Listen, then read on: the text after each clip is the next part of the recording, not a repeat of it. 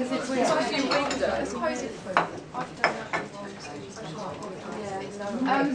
David, we will have someone going halfway through your talk, so just to say that apologies, there's nothing more to say. We've got to get back to our children. Okay, this is David Stewart, and I'm going to let you introduce your title. I'm going to hand over to you now. Thank you very much for coming in. Okay, great, thank you. Hello, I'm David Stewart, and as I start all my conferences, I'm a child protection advisor employed by West Sussex to chair child protection conferences. That's what I do. What makes a child protection conference chair? Without wishing to sort of give you my full life history, I think it might be helpful to give you a bit of overview of where I come from and how it got me to that role. Would that be helpful at all in terms of my background? Okay, so from leaving school, I joined the police force cadet in Lancashire. And I did a residential course there for 2 years. It was a, if you like, a fast-track course, so that once you became old enough to become a fully placed officer, you went straight in, and hopefully there was some progression with that. And that's what I did, but when I finished the course in Lancashire, I decided to move back down to Sussex and connect with get family and stuff. So I did that, and I completed my probation.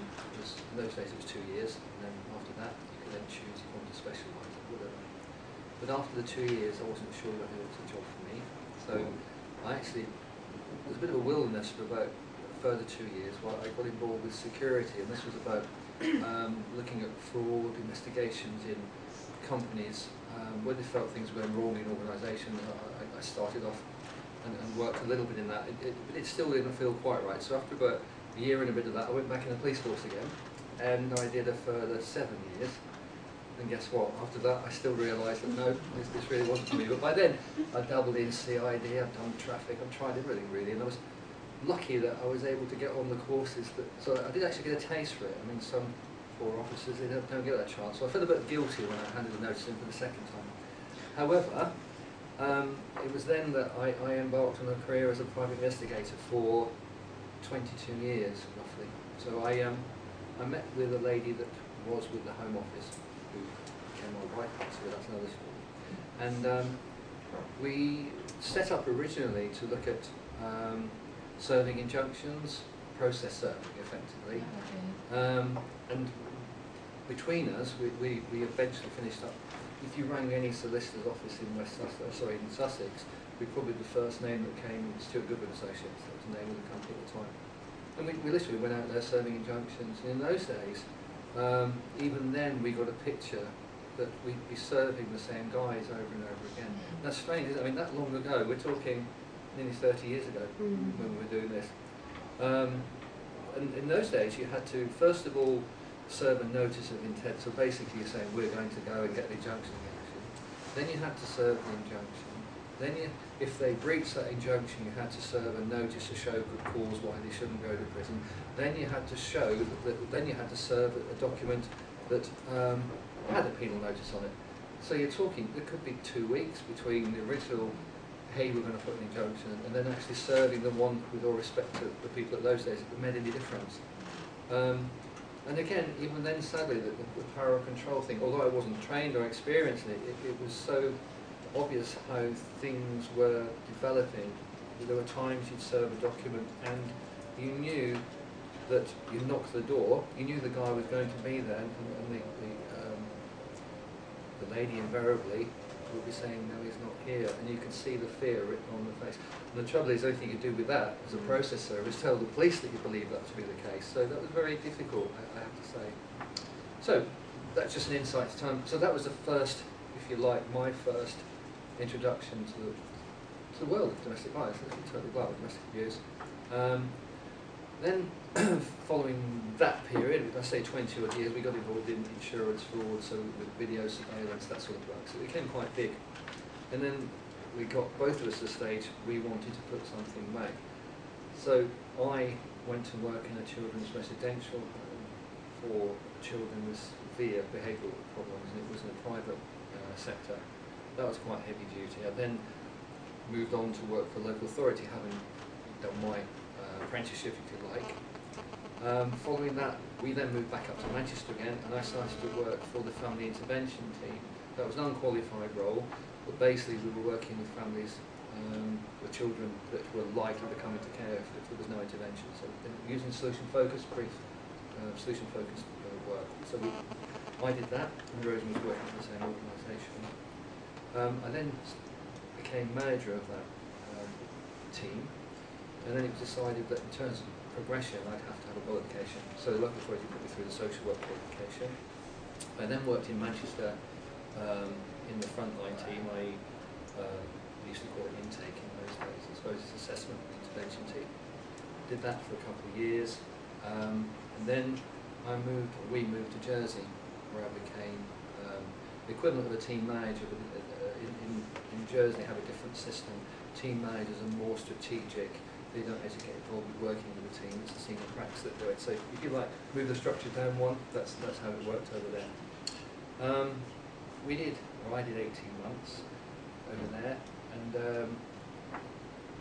I then moved back over to the UK, where this job came up, the conference chair role.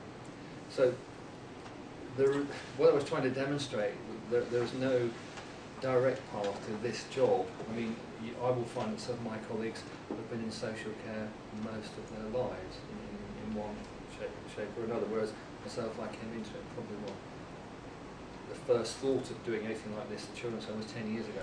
But we come from lots of different backgrounds. So what do we do? Well, yes, we chair child protection conferences, but also our role is a child protection advisor. So we work to different areas. So my area would be Worthing, Bognor and Chichester. So if the social workers, team managers have any queries or questions in relation to child protection that the team manager can't answer, then they'll come to us and hopefully we'll try and answer those questions. It's the cliche, I know, but if we can't answer it, we'll find out somebody who can. That's the job, really. And it also has a benefit that we can work on issues that present themselves. We do have a quality control element to our job as well. So, for example, if the social workers' reports coming to conference we're starting to feel a bit iffy, or there's not enough analysis, those sort of things, we can work on that directly, either with the social worker one-to-one, if we feel it is a personal issue and that they're not reaching the mark once or better, or if we see trends start, we can then work with the teams as a whole. We'll go and visit them, we'll talk about the issues. And it's more of an advisory role, so rather than things escalating into terms of, I don't know, competency, stuff like that, we will work alongside rather than actually an investigative role. Does that make sense? It is different. And again, if there's a change to procedure or process, we will go out and we will talk with the teams and advise them of those changes. Now, I say that's what we should be doing. Unfortunately, for the last 2 years, because of capacity issues, the number of conferences we are doing has increased. That level of work has been reduced tremendously. So at the moment, we tend to be focusing on but we're chairing child protection conferences. We're taking on another couple of team members soon, so with a bit of luck, we'll be able to go out and do what we were designed to do as well. So I think that will be helpful. It's also in terms of practice, we get that feedback loop. It's okay sitting in the conferences day in, day out, but you're not actually getting what's happening out there, really. So I'll go to my notes now, because I just wanted to give a bit of an overview first before we started proper. No, I was given some questions to answer.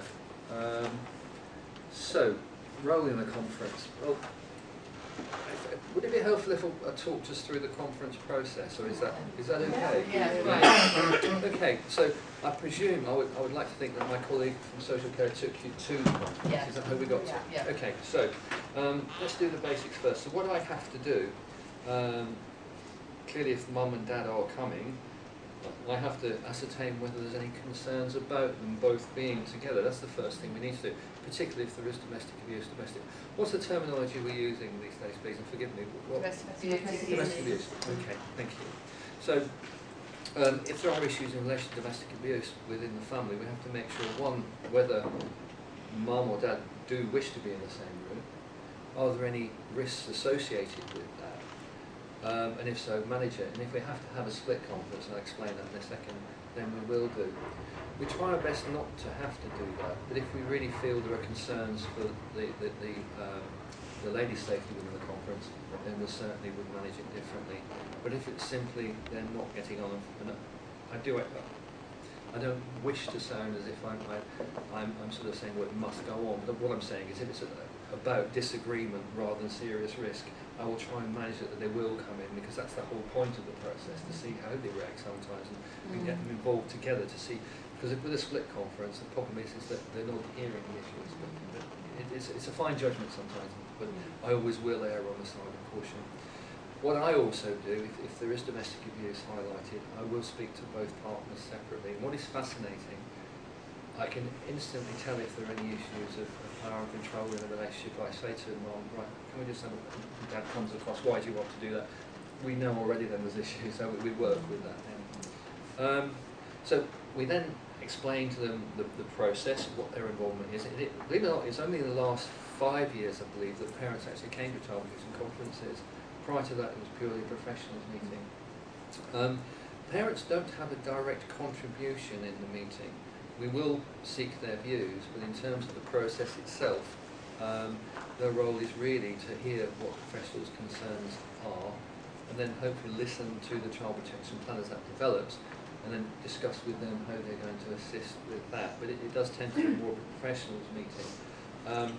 I know traditionally some of my colleagues have conducted almost a core assessment, and some have been to my conference, and you'll hear that I'll say that, but that's not what a conference is about. The social workers report should have provided enough information for the conference to continue. As chairs, we should be sitting down and saying, well, tell me about your housing, do you get, is your rent up to date, all those sort of things. I will do it if there are gaps in the social workers report, because we need to know that information, but one would hope everything like that would be there before we start. So we talk to them about how we expect them to conduct themselves in the conference, and clearly if there are times when they feel they're going to get upset or angry, it's fine for them to leave. And I always say, as do my colleagues, that it's not a place for kicking off. We just don't do it. It's not as simple as that. And we're very clear. I mean, we get a feeling for, yes, the occasional outburst we can work with, but if it's actually going against the whole purpose of the conference, then we will exclude people. We also have the option as chairs to exclude people prior to conference. If we feel that any adult who may be at the conference will stop the conference running and not enable us to put a correct plan in to assist, to make sure the children are safe, then we can say no, you won't be in. That can include parents as well. And again, going back to the domestic abuse issue, if we think that really is a serious issue, we won't even invite them to the first bit or the conference itself. Because we do have to focus primarily on the children, but obviously the safety of other people as well. So the conference itself, the social worker's role is to invite any professionals that have direct contact with the children, and any professionals that are involved in the family up into the conference process. Now we know about thresholds, we know how we got to conference, it's about risk of significant harm. So those professionals should provide a report to conference, and these days it's expected to be a written report, and that's any professional involved. It does say so in our procedures. We haven't been doing that from day one really, so we're looking at expecting that now, so that those can be shared prior to conference. In terms of advocacy, parents can bring a supporter, that's okay, they're fine to do that. But if they bring a solicitor, the role of the solicitor is as advocate. They don't have any legal standing within the conference process, so the solicitor themselves can't start asking questions within the conference, or indeed being engaged in the conference. That's not their job. And one or two do get slightly upset when we say that, but I always make sure I do that more before conference, so we're aware. It can work both ways though. I mean, I'm quite reasonable, and if I feel that a legal perspective is useful, then I will use that. I will bring it in. But in essence, that they have the same role as a supporter. In the conference proper, what I've done actually, I thought this might be helpful. I've brought, you've probably seen these a million times, but I wonder how many times we've read them. It's the agenda itself. Should we pass these around, just get an idea? If I run through one. So, I think I've got about 12 or so. I'll just pass Is that one. all right?